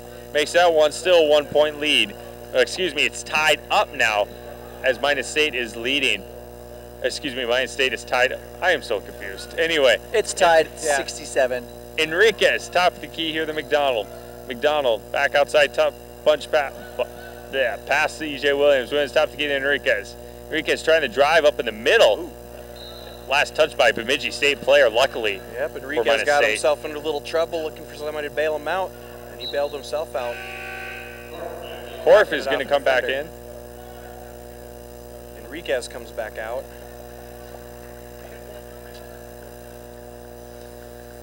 $60-62 right now. St. Cloud in lead over MSU Moorhead. Have a foul, or did it went out of bounds? It looks like they have a foul on number 2. Wrongstead. 5th team foul. Now I'm going to say it. That one kind of looked ticky-tack as well, but I guess we'll take it for the Beavers. Outside, going outside here for Williams. Williams backs outside here to McDonald. McDonald gives it out to the left wing to Williams. Williams trying to dribble inside, going up for a jump shot of his own, did not get it. Rebounded easily by Wrongstead. Whoa. So now there's a steal there by the Beavers. Picked that one right out of the air. Johnson, 4:10 left game. This game is getting close now as Johnson goes outside. Bad pass going up for 3 is McDonald. They got about it. 3 feet behind the line. McDonald finally hits a 3-pointer. 5 points for the game so far. Minot State Beavers leading 3-0 right now in the hockey game. McDonald picked that one off from the steal and ended up with the 3 bucket. So now going outside here, outside the left side to Noreen. Noreen going up outside for Wrongstead. Fight for it underneath, picked up there by E.J. Williams. Williams trying to go all the way, does a spin move, going up for 2 points. He's fouled on the way up. 2 shots coming up for E.J. Williams. Getting some good steals in this last minute. Great steals, and that was a great strong basketball. It's 2 against 1. He kind of split the defenders to draw the foul right at the basket. Yeah, among those steals, they're drawing fouls, and that's what they're going to need to keep themselves ahead. Slim lead, 3 points. With that foul deficit, that foul. Jason Edwards at 4 fouls. Wow. Rutrow is right. 9-6. That differential in fouls is kind of getting a little more even as the game wears on. Minot State's only missed 1 free throw out of, how many do you have at the half? We had 10 at the half. Yep. So 16, they're 15 of 16 right now. Well, that's not bad. Yeah, you can't do, well, you can make better. that 16 of 17. You can do one better, but that's a tough one. So now the lead's back to 5, a reasonable 5, a lot better now for the Beavers, a little more breathing room with 3:22 left to go here. Looked like the crowd wanted to travel there at the top of the key. Crockwell going up for 3. Here's Edwards, did not get it. Fight for it underneath. Noreen shoots it back outside the Crockwell. Going up for 3 points. Here's Walters. Gets it. In the bank. A really good look there. Hard to miss when you're that open. So now it's back to a 2-point lead for the Minot State Beavers. Those second chance shots will kill you too. Getting that offensive board and kicking it all the way back out for, would have been 0 points. Now it's 3. McDonald and the Beavers have to start thinking about maybe burning some clock down. Just keeping the ball. Real surprised to see the fast-paced game that McDonald and the MSU Beavers had going on right after that 3-pointer. I think they'd want to slow it down, take some time, set up offense with only a 2-point lead with less than 3 minutes remaining. Third personal on Dermaine Crockwell, 7th team foul. So now Minot State's in the bonus. Coming up for E.J. Williams for a shot off the mark. Offensive board, that's what we needed right there. Offensive board, like you said, goes out to the Williams for 2 and gets it. With the and one. There we go. So 74-70, trying to make it another 5-point play. Coming up for it, the free throw pending. Keeping the ball on your side of the court, eating up a little tiny bit of clock, and coming away with points. The clock, I think after this possession, it'll be clock eating time. As long as they don't score on the other side. Especially if they don't score on the other side. Who's hungry? We'll see them trying to kill the clock here. Going up for a point, and there's a 5-point lead. It used to be 2, now it's right back to 5 after a 3-point play. 17 of 19 for free throws. I've been preaching it all night, and it's going to stay true. If you make those shots, you will win the game. Edwards passes a good defense, and they need a timeout there. It's probably a well-timed timeout. It looks like they may have. It looks like they were going to get trapped there at the end, but they just wanted to get past half court. They won 75-70, and we're going to have an interview coming up with Chad McNally. Chad McNally coming up with an interview, and we're going to send it down to Mariah. Mariah, what do you have for us? Thanks. I have Chad McNally here with us today. This is the Assistant Athletic Director. Thank you for being with us. Thank you for televising the game. It's great for everybody to be able to see it on TV. Yeah, you're welcome. All right, so with the season coming to an end, I know we have a lot of special events coming up, so can you tell me what's going on with that? Yeah, the biggest thing we got coming up is the annual spring party, Burt Lighthold Night, named after a longtime educator and coach. Friday, it's the first time we've had it on a Friday. It's usually a Wednesday, but it's Friday, April 5th. $50 ticket, all you can eat, all you can drink at the door. It's a big night for Minot State Athletics. We'd like to see everybody out there. So Friday the 5th, all you can eat, all you can drink, where's it at? It's at the Grand International this year, and it's the 42nd annual, so it's been going on for a long time. All right, well, thank you so much for being with us today, Chad. It was really nice to talk to you. Have a good weekend. Thank you. All right, thank you, Mariah, for that interview by Chad McNally. Got a lot of good stuff coming up for the athletics yet. Season's not done. The spring season's just getting rolling with athletics. And to plug a few of the spring athletics, the women's fast pitch softball just came back from Las Vegas, went 5-1 on the arms of their pitcher. Really did a number down with some of the bigwigs. Baseball was 2-0 starting. They were playing 2 more games today. Steal there by McDonald. McDonald going up for 2 points, too powerful, right into the hands there by Crockwell. Crockwell shoots it back outside for a 3, coming up, missed it. Rebounded there by Josh Johnson. Josh Johnson going to take that, slow it down. They're going to try to eat off at least 35 seconds of the clock, I would imagine.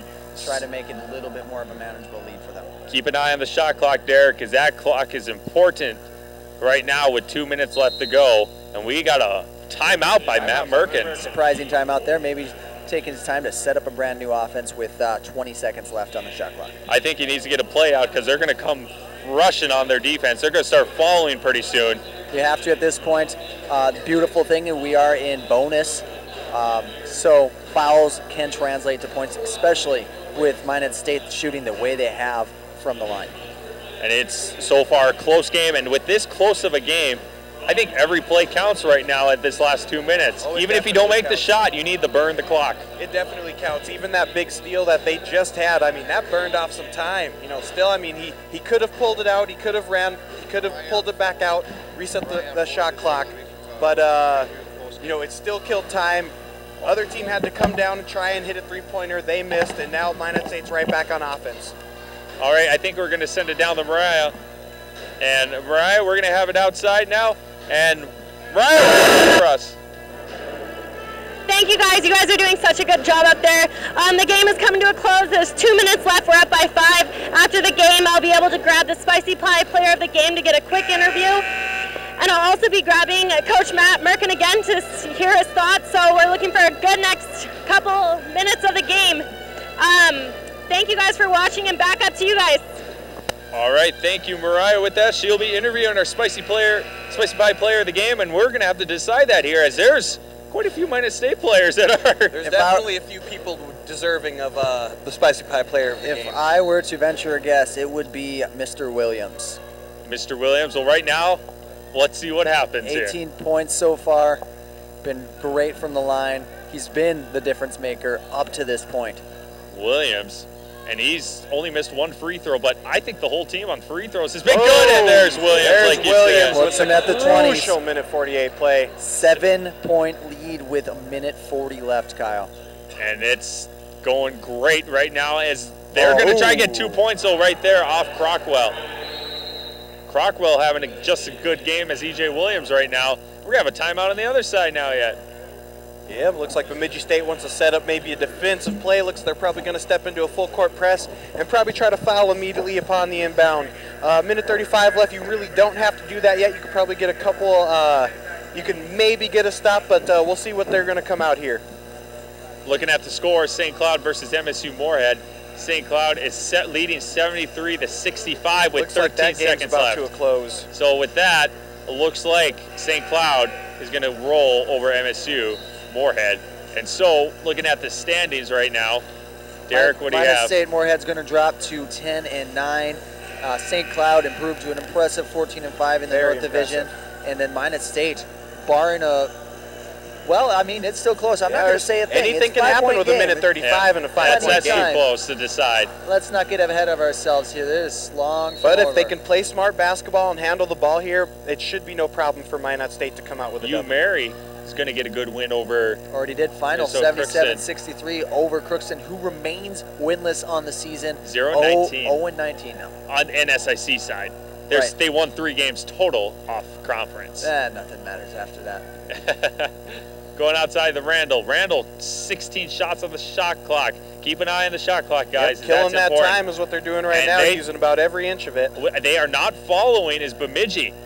Giving outside top of the key, going up for McDonald. McDonald with a big 3 at the closing seconds. Good 5 feet behind the arc, and it won't matter for number 0. The last 2 threes that McDonald has shot has been at least 5 feet behind the arc. I mean, they are long, long shots, and he has put both of them in here in the closing minutes of the game. Right? 7, it's 8-point game. 8-point game at 1 minute exactly. That's a game. And look at that. Minot State had a 6-foul lead over 6-1 foul lead or whatever, and now it's 9-8. Yep, and as you say, at the most important time, they hit that with 3 seconds left on the shot clock. You can't do much better than that killing time. You get 32 seconds off the clock, no problem, and still get the points. That is a win so far. And right now it's a win because 1 minute. Because what can they do? What can they do with the 1 minute? Things can happen, besides Kyle. 2 threes. Things they can score 3 threes. Can happen. Things can happen. It's still only a 2-possession game. True. Kind of. Well, 3-possession game. 3. Yeah, I'm sorry. It's still a 3-possession game. Which. Thank you to Spicy Pie to make this broadcast possible. Spicy Pie has grinders, pizza, some delicious pizza. Thank you for delivering here for us for the game. And now they deliver to you at home. To you, yeah. Feeling like pizza? You want a good New York style pizza? It's Friday. Just go ahead and call them. They'll take it right to you. You don't even have to leave the couch. The Spicy Pie location right across the dome, and they have blackjack in there. They have, I believe, blackjack, and they also have a full-scale bar. Lots of beer specials. Bad time of the year, but they do have a patio for enjoying your beer. Indeed. It gets busy during the summer. Going the other way now, outside here for Edwards. Edwards top the key here to Crockwell. Going up for a 3, did not make it, almost off the glass. Going Noreen. Noreen gets 2 mistiming the points. rebound a little bit. Noreen. And they're going to go right back with a half timeout from Bemidji State. So we got another timeout with another 6-point lead now for the Minot State Beavers with 48 seconds left. We're pretty close with it being at least a 2-possession game. This one we can almost start writing in ink, but I'd hold off so far. I'd hold off. Minot State's looking to grab and hold on to the ball here for the for their 35-second allotted shot clock time. If they can come out with 2 points on the end or 3 points like they did the last time killing opportunity, that would be great. But if they can kill the clock completely, Bemidji will be getting the ball back with about 18 seconds left on the clock. 18 seconds left, and they still have 48 seconds. There's going to be a time where Bemidji will have to foul. They've been reluctant so far because, well, why? You might as well just let them shoot the basket themselves. So, but they will be forced to foul and put probably E.J. Williams or Dominic McDonald on the line. 2 fouls, 2 free throws missed only in this game out of 19, I think. I think those are both by E.J. Williams, but he's taken the most by far from the charity stand. Exactly, and I mean, even if you take even half those points away, it is a way different game. Yeah, it is a way different game. Like you just said, free throws have mattered in this game. Free throws always matter. They always matter. They don't seem like they do in the first half. You know why? But once you look up the score and you miss 4 free throws in the first half, you look up at the score, you're losing by 3, could be up by 1. There's a foul there on McDonald. It's only a matter of time before they felt that they needed to start poking out the ball, and now is the time to do it. And we're going to look to McDonald's leadership here and senior status to hopefully get some points. Dominic McDonald's a freshman. He's a freshman? Freshman. Yeah. Well, his freshman status leadership. Freshman status leadership. Freshman from Raleigh, North Carolina. They're going to rely on his experience then. His high school experience. Well, throughout the season to hopefully close this game out with a couple buckets. He has 20 games under his belt. Going up, shot, missed it. So with that, it's going the other way now. Down by 6. 2 threes, and they're back in this game. Outside, going outside here for Crockwell. Crockwell goes outside the Wrongstead. Wrongstead bounce pass underneath, missed it out of Walters. Walters picks it back up, fight for it underneath, right into the hands there. The E.J. Williams are going to follow him, and he's going to the line. 2 shots, double bonus. E.J. Williams to the line is a pleasant sign for pleasant sight for Minot State right now. Let's see if he can put him in. That's going to be 4th foul for Wrongstead, 10th team foul. So 2 shots coming up here for E.J. Williams. He is 1, 2, 3, 4, 5, 6, 7 of 9 from the charity stripe. Well, no one's perfect. He's been the best one so far. Trying to make it 8 of 10. Short. No pressure there, Williams. 29 seconds left.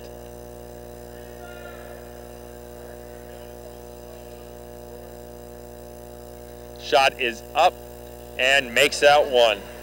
Wasn't pretty, but it counts. It definitely counts. counts. 7-point lead now for the Minot State Beavers. And a big going up. 3 by number 1. Did not make it. Rebounded, though, by Walters. Walters going up for 2. Gets it with the foul. Oh, and the foul. That is a big no-no by Minot State. So now the lead is getting cut, and they have a chance for a 3-point play. And they're getting that extra point with no time running down on the clock, and that is why that was a big mistake by Minot State. I think they're going to they might just power it up, and hopefully one of their teammates rebound it and get another 3. Well, with 18 seconds left, they may make it and then just go ahead with that foul immediately on the inbound. Josh Johnson has some height on whoever they just subbed in there.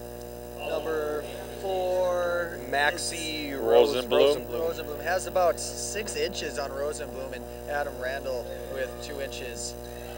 Oh, missed a shot. And it is staying here, I think. Yep, it's going to stay in Bemidji side with 16.6 seconds left.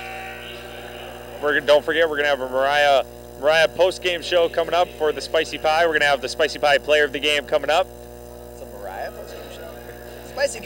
Spicy game post-play pie show. The KMSU Spicy Pie Mariah Graham something post-game show. Spicy Pie post-game sponsored by Mariah. We'll get this right one. We'll get this, guys. By the way, thank you for listening here on KMSU Channel 19. Actually watching too. It very much appreciated to see what we do here at the MSU Broadcasting Department. Since most of us, well, we're all 3 seniors, so we'll be graduating here very soon. Bummer for you guys. Bummer for you guys? Yeah, not you two. Oh, okay. Sorry. And going out to the real world, we have to thank John McCann, our technician, Derek. Oh man, I don't think we would have been able to do anything. We would be sinking. Absolutely, we'd still be troubleshooting about half the stuff we'd be sinking. We would resort to 2 cups and a piece of string to communicate to everybody. So John McCann, great help for the broadcast department for many years. Also Neil Roberts, our professor, big help. Thanks for him letting us do this. And our behind-the-scenes staff, they don't get any credit, but Thomas Salary putting down the director today. Killing it. And we don't forget Mariah and Jamie and the camera people do an awesome job. And me. Sure. All right. All right, here we go. Baseline pass. Gets it back outside here to Crockwell. Crockwell bounce outside right into the hands of Johnson. Yep. With 11 seconds left, 2 shots coming up for Josh Johnson. It's going to be a slow, painful 11 seconds now for Bemidji State trying to keep themselves alive. That might have been McDonald there putting a hand in there on the reflection, putting it right in the hands of Josh Johnson there, who is going to get fouled for the 2 points. Or, I'm sorry, for the 2 free throws.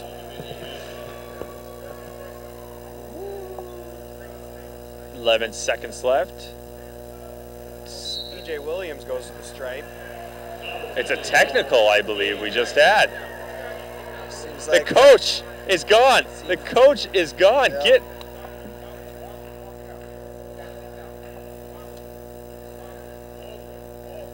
Coach of the Bemidji Beavers is gone with a technical. There's a shot by Williams. Boucher. Yes, right here, Mike Boucher. Mike Boucher. Coach Boucher. Gets the technical and ejected from the game. You can see the last 11 seconds on Channel 19. Sorry, homeboy. I'm sure it's on in the locker room. Hopefully it is. And that'll sink. So, three in a row. Make that 4 now coming up. I think we can go ahead and there's no reason for him to get a technical. At this late? I think we can go ahead and give E.J. Williams that spicy pie player I think he's going to get player of the game. You know what? I'm not doing it unless he gets at least 25 points. He's at 24 right now. 3 points. So if it's not 25, I'm not giving it to him. He's non-deserving if he doesn't get 25 points. Maybe Matt Merkin will get it. I don't know. Matt Merkin. Josh Johnson now at the line after the 4 shots in a row for E.J. Williams. Well, that's what happens when you get 2 technical fouls in a row. Well, did he get 2 or 1? Because he got ejected, so that's got to be 2. 2 in a row. But that's just unnecessary at this point, making it a 9-point game. Scratch that, a 10-point game. I think he felt they were already on the losing side, and he kind of needed to make his point anyway. There's no point in that. That was a travel, but I'm not going to complain about it. I thought he was complaining. And that'll probably put it in the books. I think might so, as well yeah. close that one. There we go. At the end of the game, 86-76, the Minot State Beavers win it. And we're going to go down the Mariah here very soon as the teams start after they shake hands here for tonight's game. Hey, I will probably just concede and say that E.J. Williams will be the spicy pie player of the game. 24 points, 3 rebounds. What was he, 10 for 12 at the free throw line? Well, that's the numbers I wanted to see. It's numbers. It'll work. And his free throw percentage was insane. This was a really big win for Minot State. They needed this win. Yes. Moves them to 9-11 in the NSIC, keeping them at home. And as Mariah gets set up with their interview. So we're going to send it down the Mariah here in no time. And we're going to be ready here. And Mariah, we're going to have you take it away now, down on the floor with Coach. Thanks, guys. Thanks for bringing it down to me. Congratulations on the wins, guys. And congratulations to you. You're actually our spicy pie player of the game with 24 points. It's a huge win for you. How are you feeling right now? I feel great. It was a team effort. So, we just followed the game plan that coach drew up, and, we executed today. What were you thinking going to the game? How were you on such a high? What was your mindset before the game? My mindset was the game was come out here and win. They were ahead of us. In conference, so we needed to get this win, and we knew it was a big win tonight, so we had to get it. Is there anything that contributed to today's game, or anything that you guys have been thinking about that really brought it home today? Just defense. That's what we emphasize every game, so, All right, well, thank you so much, and congratulations. Thank you. So your team shot really well from the your team shot really well from the free throw line today. How are you feeling? No, it feels good to get a win. It's a tough team that we played. They had beat us earlier this year. As we talked at halftime, we were up 10, and that they actually came back and took the lead on a couple occasions. And to our credit, we didn't fold. We kept fighting, and we made enough plays down the stretch to pull it out. And anytime in this league, every night's a tough night. Now we've got to get ready to go tomorrow. All right. So what does this win mean to you guys? Where does this take you? Well, it gets us a game closer to Bemidji. They were ahead of us. They're the next team that we need to try to pass. We've got 3 left. We know we've got to play some good basketball down the stretch. Hopefully we can keep playing our best ball at this time of the year. And anything can happen when you get into the tournament. Hopefully we can keep winning and put ourselves in a position for seeding purposes to our goal will be to have a home game. We've got a lot of work to do before that would happen. And the last 3 games will be tough ones. We got to make sure we're ready to go. All right, well, thank you so much, and congratulations on the win. Okay. All right. Let me just say thanks for covering us. I appreciated you guys doing it. It's a lot of fun. I hope you guys had fun, and thanks everybody for watching. Take care. Thank you. We had fun too. He just wanted to say thank you for covering the game. You guys did a great job, and thank you guys for watching. Back to you guys. Go Beavers. Matt Merkin taking over the show there. No, get out of the way, Mariah. Did a great job, but you're just clouding his. I like him. Yeah, he's good hire by. He's Hawkeye. Yeah, Matt Merkin's a classy dude. He's been more than happy to work with us here at the broadcast department. Win or lose, I'm sure the coach does not want to have an interview, but I'm sure he'd be down no matter what. He took over the mic and thank you guys. Yeah, I loved it. A personal thank you is always appreciated. All right, so. All right, let's run through some stats here for the game. All right, I will go ahead and take the Bemidji State stats. Just wait. I'm sorry. We got to think. Yeah, let's dwell in this for a moment here. 10-point win for Minot State when it mattered most. Like Coach Matt Merkin said, gets them another game closer to Bemidji State and another game closer to making up some ground that they lost early on in the season in the division. Yep, the energy, the hustle, the game plan, I think everything went absolutely according to plan today. Of course, they lost that 10-point lead, but as Coach Merkin said, they did not fold. It's easy to fold after you're up, and then they just come rallying back. They made some plays down the stretch, and were able to pull off the W. It seems like we're on camera. We haven't been on camera we did not all notice. day, and then all of a sudden they catch me when I'm just looking down at They haven't stuff. seen us all 4 or 5 hours we were here. But we can't forget the people behind the scenes. Neil Roberts, John McCann, Thomas Sallery, the director, did a great job. Champion director. I would like to also send a thank you to the MSU athletic staff, Rick Hedberg, Mike Linnell, the sports information and the director, coaches. And the coaches, Sheila Green Girding and Matt Merkin, very good sports with us, even when they were down or struggling. It's not the first thing that they think about or the first thing that they want to do is talk to us, but they did take the time to speak with us, to relay their message, and give us a little bit of insight on what they're feeling and thinking. All right, and I think we're going to have the Spicy Pie player of the game coming up here very soon, but we already know who it is. We've been saying it all night. E.J. Williams. Without a doubt, it was E.J. Williams, 24 points. Yep, took control of the game. Emotionally, physically, he was the backbone tonight for the Minot State Beavers. And it played out, and his free throw percentage was insane for E.J. Williams. The whole team was. Free throw percentage was insane.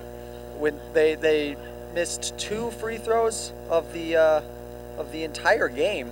Yeah, three. It became 3 at the end, but 3. still. Josh Johnson missed one late after that double technical foul from Coach Boucher. Boucher losing his cool with 10 seconds left to go. And this is first year coaching, by the way, for Bemidji. So both your first year coaches playing against each other. Yeah, young coaches, they'll lose temper. I'm sure, things don't go your way in a game. A couple questionable calls get made down there at the stretch. You know, I guess, losing your temper is part of the game. I'm sure every coach picks up a technical at some point in their career. By the way, we have an update on the hockey game at the end of the second period. It's 3-0 with Minot State leading the number 2 ranked Arizona State. Another big game for Minot State Athletics Club hockey team, of course. Number 3 team in the nation right before nationals here, hosting the number 2 team in the nation. Crowd's big, I heard. Arizona State. And taking care of them pretty handily. Yeah. It shows up. They beat them last time they were up here, and now it looks like it was pretty easy to take them down this time, too. Speaking with forward Jordan Willard, a Minot native, I asked him why Minot State just seems to get the edge over many teams, and he told me it's because of their experience. Some of them are 25, Nigel Dubé 27 years old, and that allows them to keep their cool and set up their offense and play their game, where there's other kids, say from Botno or anything like that, 18, 19 years old, trying to be an all-star where everyone else is. And then Wade Regier, the coach, so good. Great job. Great job from Wade Regier. Can't forget Wade Regier. Once again, thank you, Matt Merkin and Sheila Green Girding. The women, once again, lost a close one. It was a really close game, though, all the way through. And the men win it by 10 here at the Dome. 86-76 as we look ready for graphics, stats. I think? Let's take a look at the final stats of the game here as we pull it up on your screen. Once again, Juan, take us through. What strikes you about this one? Well, what strikes me about this game was on the Minot State side, like I said, the energy. They shut down Jermaine Crockwell there at the end of the half, or at the end of in the closing, the waning minutes of the game, to be able to kind of almost easily come away with the win there in the past few minutes. They had chances. I mean, the Bemidji State had chances. They had open shots. They had second chance shots. They just couldn't convert enough of those to win. And let's look at this free throw. They missed 5 free throws there at the end. Those 5 free throws there with 2 minutes left in the game, 3 minutes left in the game, would have been very important. It would have changed their game plan completely different there in the closing seconds of the game. Bemidji missed 5 all game. I think you mean 3 towards the end there, keeping them at a fairly strong 64%. But then again, you look on the other side of that line, and Minot State just a shade under 81%, 80.8 from the free throw line, and it's really a make or break after that. if you can't take the free shots, it's hard to force shots. Yep. And that's going to mean the difference, and it did tonight. Yep. And I mean, they're double teaming people down on the bottom. They were, they were finding the outlet pass.